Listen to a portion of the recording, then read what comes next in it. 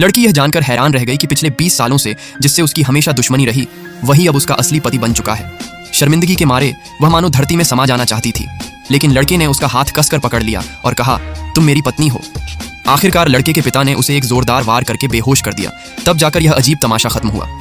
3 महीने पहले लड़का लड़की का मजाक उड़ाने गया था, क्योंकि उसे लगा था कि लड़की को उसके प्रेमी ने धोखा दिया है। लेकिन बहस और हाथापाई के दौरान दोनों का एक्सीडेंट हो गया, जिससे वे अपनी याददाश्त खो बैठे।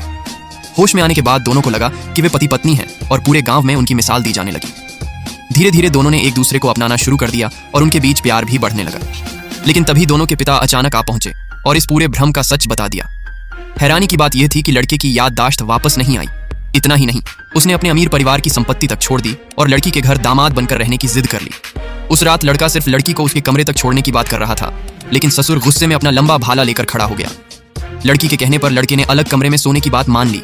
फिर भी उसे चिंता थी कि कहीं लड़की को ठंड न लग जाए, इसलिए वह चुपचाप उसके कमरे के बाहर पहरा देने लगा। यह देखकर लड़की का दिल पिघल गया और वह उसे अंदर बुलाने ही वाली थी कि तभी भाला लिए उसके पिता फिर से वहां आ पहुंचे और बोले, मैं बस इतना कह रहा हूं कि एक सुरक्षा गार्ड रखना कोई बुरी बात नहीं है।